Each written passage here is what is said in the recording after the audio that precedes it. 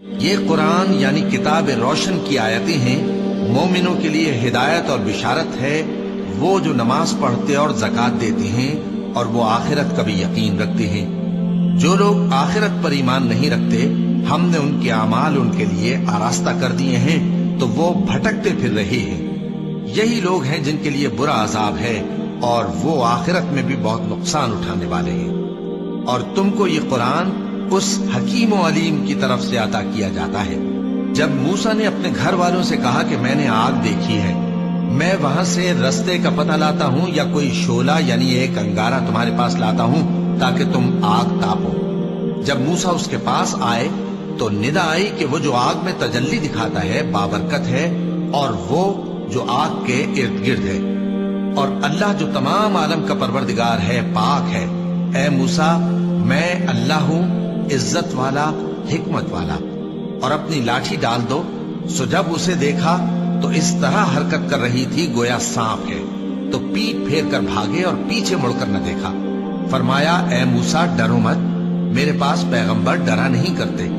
ہاں، جس نے ظلم کیا پھر برائی کے بعد اسے نیکی سے بدل دیا تو میں بخشنے والا مہربان ہوں۔ اور اپنا ہاتھ اپنے گریبان میں ڈالو، بے عیب سفید و روشن نکلے گا۔ ان 2 معجزوں کے ساتھ جو 9 معجزوں میں داخل ہیں فرعون اور اس کی قوم کے پاس جاؤ کہ وہ بدکردار لوگ ہیں۔ پھر جب ان کے پاس ہماری روشن نشانیاں پہنچی تو کہنے لگے یہ کھلا جادو ہے، اور بے انصافی اور غرور سے ان کو ماننے سے انکار کیا، جبکہ ان کے دل ان کو مان چکے تھے۔ سو دیکھ لو کہ فساد کرنے والوں کا انجام کیسا ہوا۔ اور ہم نے داؤد اور سلیمان کو علم بخشا، اور انہوں نے کہا کہ اللہ کا شکر ہے جس نے ہمیں اپنے بہت سے مومن بندوں پر فضیلت دی۔ اور سلیمان داؤد کے قائم مقام ہوئے اور کہنے لگے کہ لوگوں، ہمیں اللہ کی طرف سے پرندوں کی بولی سکھائی گئی ہے اور ہر چیز عنایت فرمائی گئی ہے، بے شک یہ اس کا خاص فضل ہے۔ اور سلیمان کے لیے جنوں اور انسانوں اور پرندوں کے لشکر جمع کیے گئے اور پھر ان کی جماعتیں بنائی گئی، یہاں تک کہ جب چیونٹیوں کے میدان میں پہنچے تو ایک چیونٹی نے کہا کہ چیونٹیوں، اپنے اپنے بلوں میں داخل ہو جاؤ، ایسا نہ ہو کہ سلیمان اور اس کے لشکر تم کو کچل ڈالے اور ان کو خبر بھی نہ ہو۔ تو وہ اس کی بات سے ہنس پڑے اور کہنے لگے کہ اے پروردگار، مجھے توفیق عنایت کر کہ جو احسان تو نے مجھ پر اور میرے ماں باپ پر کیے ہیں ان کا شکر کروں، اور ایسے نیک کام کروں کہ تو ان سے خوش ہو جائے، اور مجھے اپنی رحمت سے اپنے نیک بندوں میں داخل فرما۔ اور جب انہوں نے پرندوں کا جائزہ لیا تو کہنے لگے کیا سبب ہے مجھے ہدہد نظر نہیں آتا؟ کیا کہیں غائب ہو گیا ہے؟ میں اسے سخت سزا دوں گا یا ذبح کر ڈالوں گا یا میرے سامنے اپنی بے قصوری کی واضح دلیل پیش کرے۔ ابھی تھوڑی دیر ہوئی تھی کہ ہدہد آ موجود ہوا اور کہنے لگا کہ مجھے ایک ایسی چیز معلوم ہوئی ہے جس کی آپ کو خبر نہیں، اور میں آپ کے پاس ملک سبا سے ایک یقینی خبر لے کر آیا ہوں۔ میں نے ایک عورت دیکھی کہ ان لوگوں پر حکومت کرتی ہے اور ہر چیز اسے میسر ہے، اور اس کا ایک شاندار تخت ہے۔ میں نے دیکھا کہ وہ اور اس کی قوم اللہ کو چھوڑ کر آفتاب کو سجدہ کرتی ہیں، اور شیطان نے ان کے اعمال انہیں آراستہ کر دکھائے ہیں اور ان کو رستے سے روک رکھا ہے، پس وہ رستے پر نہیں آتے اور نہیں سمجھتے ہیں کہ اللہ کو جو آسمانوں اور زمین میں چھپی چیزوں کو ظاہر کر دیتا اور تمہارے پوشیدہ اور ظاہر اعمال کو جانتا ہے، کیوں سجدہ نہ کریں؟ اللہ کے سوا کوئی عبادت کے لائق نہیں، وہی عرش عظیم کا مالک ہے۔ کیونکہ آیت سجدہ تلاوت کی گئی ہے لہذا سامعین پر سجدہ واجب ہے۔ سلیمان نے کہا اچھا، ہم دیکھیں گے تو نے سچ کہا ہے یا تو جھوٹا ہے۔ یہ میرا خط لے جا اور اسے ان کی طرف ڈال دے، پھر ان کے پاس سے ہٹ جانا اور دیکھنا کہ وہ کیا جواب دیتی ہیں۔ ملکہ نے کہا کہ دربار والوں، مجھ تک ایک نامہ گرامی پہنچایا گیا ہے، وہ سلیمان کی طرف سے ہے، اور مضمون یہ ہے کہ شروع اللہ کا نام لے کر جو بڑا مہربان نہایت رحم والا ہے، بعد اس کے یہ کہ مجھ سے سرکشی نہ کرو اور مطیع و فرما بردار ہو کر میرے پاس چلے آؤ۔ خط سنا کر کہنے لگی کہ اے اہل دربار، میرے اس معاملے میں مجھے مشورہ دو، جب تک کہ تم حاضر نہ ہو اور صلاح نہ دو میں کسی کام کا فیصلہ نہیں کیا کرتی۔ وہ بولے کہ ہم بڑے زوراور اور سخت جنگجو ہیں، اور حکم آپ کے اختیار میں ہے، تو جو حکم دیجیے گا اس کے انجام پر نظر کر لیجیے گا۔ اس نے کہا کہ بادشاہ جب کسی شہر میں داخل ہوتے ہیں تو اس کو تباہ کر دیتے ہیں اور وہاں کے عزت والوں کو ذلیل کر دیا کرتے ہیں، اور اسی طرح یہ بھی کریں گے۔ اور میں ان کی طرف کچھ تحفہ بھیجتی ہوں اور دیکھتی ہوں کہ قاصد کیا جواب لاتے ہیں۔ پس جب قاصد سلیمان کے پاس پہنچا تو سلیمان نے کہا، کیا تم مجھے مال سے مدد دینا چاہتے ہو؟ سو جو کچھ اللہ نے مجھے عطا فرمایا ہے وہ اس سے کہیں بہتر ہے جو تمہیں دیا ہے۔ حقیقت یہ ہے کہ اپنے تحفے سے تم ہی خوش ہوتے ہوگے۔ ان کے پاس واپس جاؤ، اب ہم ان پر ایسے لشکر لے کر حملہ کریں گے جن کے مقابلے کی ان میں طاقت نہ ہوگی، اور ان کو وہاں سے بے عزت کر کے نکال دیں گے اور وہ ذلیل ہوں گے۔ سلیمان نے کہا کہ اے دربار والو، کوئی تم میں ایسا ہے کہ قبل اس کے کہ وہ لوگ فرما بردار ہو کر ہمارے پاس آئیں، ملکہ کا تخت میرے پاس لے آئے؟ جنات میں سے قوی ہیکل جن نے کہا کہ قبل اس کے کہ آپ اپنی جگہ سے اٹھیں میں اس کو آپ کے پاس لا حاضر کرتا ہوں، اور مجھے اس پر قدرت بھی حاصل ہے اور امانت دار بھی ہوں۔ ایک شخص جس کو کتاب الہی کا علم تھا کہنے لگا کہ میں آپ کی آنکھ کے جھپکنے سے پہلے پہلے اسے آپ کے پاس حاضر کیے دیتا ہوں۔ جب سلیمان نے تخت کو اپنے پاس رکھا ہوا دیکھا تو کہا کہ یہ میرے پروردگار کا فضل ہے تاکہ مجھے آزمائے کہ میں شکر کرتا ہوں یا کفران نعمت کرتا ہوں، اور جو شکر کرتا ہے تو اپنے ہی فائدے کے لیے شکر کرتا ہے، اور جو ناشکری کرتا ہے تو میرا پروردگار بے نیاز ہے، کرم کرنے والا ہے۔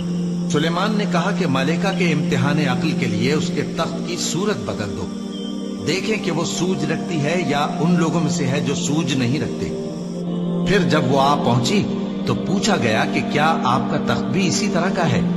اس نے کہا کہ یہ تو گویا ہو بہو وہی ہے، اور ہم کو اس سے پہلے ہی سلیمان کی عظمت و شان کا علم ہو گیا تھا، اور ہم فرما بردار ہیں۔ اور وہ جو اللہ کے سوا دوسروں کی پرستش کرتی تھی، سلیمان نے اس کو اس سے منع کیا کہ وہ کافروں میں سے تھی۔ اس کے بعد اس سے کہا گیا کہ محل میں چلیے۔ جب اس نے اس کے فرش کو دیکھا تو اسے پانی کا حوض سمجھا اور کپڑا اٹھا کر اپنی پنڈلیاں کھول دی۔ سلیمان نے کہا، یہ ایسا محل ہے جس کے نیچے بھی شیشے جڑے ہوئے ہیں۔ وہ بول اٹھی کہ پروردگار، میں اپنے آپ پر ظلم کرتی رہی تھی، اور اب میں سلیمان کے ساتھ اللہ رب العالمین پر ایمان لاتی ہوں۔ اور ہم نے سمود کی طرف ان کے بھائی صالح کو بھیجا کہ اللہ کی عبادت کرو، تو وہ دو فریق ہو کر آپس میں جھگڑنے لگے۔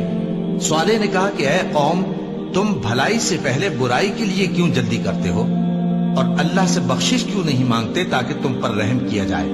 وہ کہنے لگے کہ تم اور تمہارے ساتھی ہمارے لیے برا شگون ہیں۔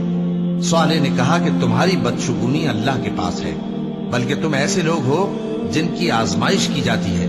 اور شہر میں 9 شخص تھے جو ملک میں فساد کیا کرتے تھے اور اصلاح سے کام نہیں لیتے تھے۔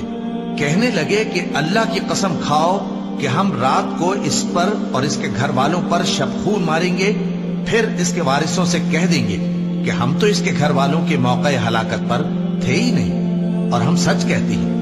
اور وہ ایک چال چلے، اور ہم نے بھی ایک تدبیر کی، اور ان کو کچھ خبر نہ ہوئی۔ تو دیکھ لو کہ ان کی چال کا انجام کیسا ہوا۔ ہم نے ان کو اور ان کی قوم سب کو ہلاک کر ڈالا۔ اب ان کے یہ گھر ان کے ظلم کے سبب تلپٹ پڑے ہیں۔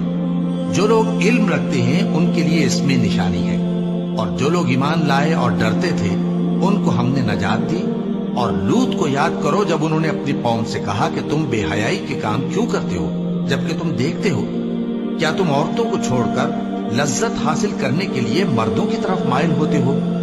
حقیقت یہ ہے کہ تم احمق لوگ ہو۔ تو ان کی قوم کے لوگ بولے تو یہ بولے، اور اس کے سوا ان کا کچھ جواب نہ تھا کہ لوط کے گھر والوں کو اپنے شہر سے نکال دو، یہ لوگ پاک بننا چاہتے ہیں۔ تو ہم نے ان کو اور ان کے گھر والوں کو نجات دی، مگر ان کی بیوی کہ اس کی نسبت ہم نے مقرر کر رکھا تھا کہ وہ پیچھے رہنے والوں میں ہوگی۔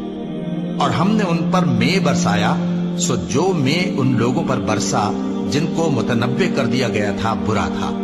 کہہ دو کہ سب تعریف اللہ ہی کے لیے ہے، اور اس کے ان بندوں پر سلام ہے جس کو اس نے منتخب فرمایا۔ بھلا اللہ بہتر ہے یا وہ جن کو یہ اس کا شریک بناتے ہیں؟ بھلا کس نے آسمانوں اور زمین کو پیدا کیا، اور کس نے تمہارے لیے آسمان سے پانی برسایا؟ پھر ہم نے اس سے سرسبز باغ اگائے. تمہارا کام تو نہ تھا کہ تم ان کے درختوں کو اگاتے. تو کیا اللہ کے ساتھ کوئی اور بھی معبود ہے؟ ہرگز نہیں، بلکہ یہ لوگ رستے سے الگ ہو رہے ہیں. بھلا کس نے زمین کو قرارگاہ بنایا اور اس کے بیچ نہریں بنائیں اور اس کے لیے پہاڑ بنائے، اور کس نے دو دریاؤں کے بیچ اوٹ بنائی؟ یہ سب کچھ اللہ نے بنایا. تو کیا اللہ کے ساتھ کوئی اور معبود بھی ہے؟ ہرگز نہیں، بلکہ ان میں اکثر علم نہیں رکھتے. بھلا کون بے قرار کی التجا قبول کرتا ہے جب وہ اس سے دعا کرتا ہے؟ اور کون اس کی تکلیف کو دور کرتا ہے؟ اور کون تم کو زمین میں اگلوں کا جانشین بناتا ہے؟ یہ سب کچھ اللہ کرتا ہے. تو کیا اللہ کے ساتھ کوئی اور معبود بھی ہے؟ ہرگز نہیں، مگر تم بہت کم غور کرتے ہو. بھلا کون تم کو جنگل اور دریا کے اندھیروں میں رستہ بتاتا، اور کون ہواؤں کو اپنی رحمت کے آگے خوشخبری بنا کر بھیجتا ہے؟ یہ سب کچھ اللہ کرتا ہے. تو کیا اللہ کے ساتھ کوئی اور معبود بھی ہے؟ ہرگز نہیں. یہ لوگ جو شرک کرتے ہیں اللہ کی شان اس سے بلند ہے. بھلا کون خلقت کو پہلی بار پیدا کرتا پھر اس کو دوبارہ پیدا کرے گا؟ اور کون تم کو آسمان اور زمین سے رزق دیتا ہے؟ یہ سب کچھ اللہ کرتا ہے. تو کیا اللہ کے ساتھ کوئی اور معبود بھی ہے؟ ہرگز نہیں. کہہ دو کہ مشرکو، اگر تم سچے ہو تو دلیل پیش کرو. کہہ دو کہ جو لوگ آسمانوں اور زمین میں ہیں اللہ کے سوا غیب کی باتیں نہیں جانتے، اور نہ یہ جانتے ہیں کہ کب زندہ کر کے اٹھائے جائیں گے، بلکہ آخرت کے بارے میں ان کا علم ختم ہو چکا ہے، بلکہ یہ اس کی طرف سے شک میں ہے، بلکہ یہ اس سے اندھے ہو رہے ہیں. اور جو لوگ کافر ہیں کہتے ہیں کہ جب ہم اور ہمارے باپ دادا مٹی ہو جائیں گے تو کیا ہم پھر قبروں سے نکالے جائیں گے؟ یہ وعدہ ہم سے اور ہمارے باپ دادا سے پہلے سے ہوتا چلا آیا ہے. کہاں کا اٹھنا اور کیسی قیامت؟ یہ تو صرف پہلے لوگوں کی کہانیاں ہیں. کہہ دو کہ ملک میں چلو پھرو، پھر دیکھو کہ گناہگاروں کا انجام کیا ہوا ہے، اور ان کے حال پر غم نہ کرنا، اور نہ ان چالوں سے جو یہ کر رہے ہیں تنگ دل ہونا. اور کہتے ہیں کہ اگر تم سچے ہو تو یہ وعدہ کب پورا ہوگا؟ کہہ دو کہ جس عذاب کے لیے تم جلدی کر رہے ہو شاید اس میں سے کچھ تمہارے نزدیک آ پہنچا ہو، اور تمہارا پروردگار تو لوگوں پر فضل کرنے والا ہے، لیکن ان میں سے اکثر شکر نہیں کرتے. اور جو باتیں ان کے سینوں میں پوشیدہ ہوتی ہیں اور جو کام وہ ظاہر کرتے ہیں تمہارا پروردگار ان سب کو جانتا ہے. اور آسمانوں اور زمین میں کوئی پوشیدہ چیز نہیں ہے مگر یہ کہ وہ ایک کتاب روشن میں لکھی ہوئی ہے. بے شک یہ قرآن بنی اسرائیل کے سامنے اکثر باتیں جن میں وہ اختلاف کرتے ہیں بیان کر دیتا ہے، اور بے شک یہ مومنوں کے لیے ہدایت اور رحمت ہے. تمہارا پروردگار قیامت کے روز ان میں اپنے حکم سے فیصلہ کر دے گا، اور وہ غالب ہے، علم والا ہے. تو اللہ پر بھروسہ رکھو، تم تو صاف حق پر ہو. کچھ شک نہیں کہ تم مردوں کو بات نہیں سنا سکتے، اور نہ بہروں کو جبکہ وہ پیٹ پھیر لیں آواز سنا سکتے ہو، اور نہ اندھوں کو گمراہی سے نکال کر رستہ دکھا سکتے ہو. تم تو انہی کو سنا سکتے ہو جو ہماری آیتوں پر ایمان لاتے ہیں، پھر وہ فرما بردار ہو جاتے ہیں. اور جب ان کے بارے میں عذاب کا وعدہ پورا ہوگا تو ہم ان کے لیے زمین میں سے ایک جانور نکالیں گے جو ان سے باتیں کرے گا. یہ ہم اس لیے کریں گے کہ لوگ ہماری آیتوں پر ایمان نہیں لاتے تھے. اور جس روز ہم ہر امت میں سے ایک بڑے گروہ کو جمع کریں گے جو ہماری آیتوں کی تکذیب کرتے تھے، پھر ان کی جماعت بندی کی جائے گی، یہاں تک کہ جب سب آ جائیں گے تو اللہ فرمائے گا کہ کیا تم نے میری آیتوں کو جھٹلا دیا تھا، حالانکہ تم نے اپنے علم سے ان کا احاطہ تو کیا ہی نہ تھا. بھلا تم کیا کرتے رہتے تھے؟ اور ان کے ظلم کے سبب ان کے حق میں وعدہ عذاب پورا ہو کر رہے گا تو وہ بول بھی نہ سکیں گے. کیا انہوں نے نہیں دیکھا کہ ہم نے رات کو اس لیے بنایا ہے کہ اس میں آرام کریں، اور دن کو روشن بنایا ہے کہ اس میں کام کریں؟ بے شک اس میں مومن لوگوں کے لیے نشانیاں ہیں. اور جس روز سور پھونکا جائے گا تو جو لوگ آسمانوں میں اور جو زمین میں ہیں سب گھبرا اٹھیں گے، مگر وہ جسے اللہ چاہے، اور سب اس کے پاس عاجز ہو کر چلے آئیں گے. اور تم پہاڑوں کو دیکھتے ہو تو خیال کرتے ہو کہ مضبوط جمے ہوئے ہیں، مگر وہ اس روز اس طرح اڑتے پھریں گے جیسے بادل. یہ اللہ کی کاریگری ہے جس نے ہر چیز کو مضبوط بنایا. بے شک وہ تمہارے سب افعال سے باخبر ہے. جو شخص نیکی لے کر آئے گا تو اس کے لیے اس سے بہتر بدلہ تیار ہے، اور ایسے لوگ اس روز گھبراہٹ سے بے خوف ہوں گے، اور جو برائی لے کر آئے گا تو ایسے لوگ اوندھے منہ دوزخ میں ڈال دیے جائیں گے۔ تم کو تو انہی اعمال کا بدلہ ملے گا جو تم کرتے رہے ہو۔ کہہ دو مجھ کو یہی ارشاد ہوا ہے کہ اس شہر مکہ کے مالک کی عبادت کروں جس نے اس کو محترم بنایا ہے، اور ہر چیز اسی کی ہے، اور مجھے یہ بھی حکم ہوا ہے کہ میں فرما بردار رہوں، اور یہ بھی کہ قرآن پڑھا کروں۔